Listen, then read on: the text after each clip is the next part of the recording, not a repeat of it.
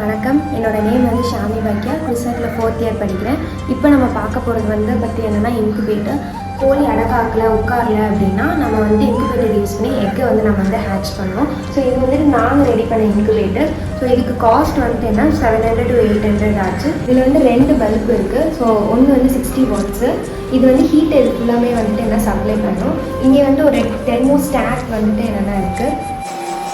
இதில் வந்துட்டு தெர்மோஸ்டாட் வந்து இருக்குது. இது வந்து டெம்பரேச்சர் வந்து மெயின்டைன் பண்ணும். ஸோ இப்போ கோழி இது ஹேட்ச் ஆகணும் அப்படின்னா 37.5 degree Celsius வந்து நம்மளுக்கு வந்து தேவை. டெம்பரேச்சர் வந்து கம்மியாச்சு அப்படின்னா இந்த லைட் வந்துட்டு ஹீட்டை ஃபுல்லாக சப்ளை பண்ணும். நம்மளுக்கு இப்போ டெம்பரேச்சர் வந்து 37.5 degree Celsius வந்து இருக்கணும். ஆனால் இங்கே வந்து இப்போ டெம்பரேச்சர் இதில் கம்மியாக இருக்கனால இந்த பல்பு மூலமாக ஹீட் ஃபுல்லாமே சப்ளை ஆகுது. ஸோ நாங்கள் வந்து இதை ரெடி பண்ணி 15 days ஆச்சு. எக்கு உள்ள வச்சு 15 days ஆச்சு. ஸோ நம்மளோட 5th டேலே அந்த எக்கில் வந்து வெயின்ஸ் அது எல்லாமே நல்லா தெரிய ஆரம்பிச்சிடும். டெய்லி வந்து 3 turns வந்துட்டு பண்ணணும்.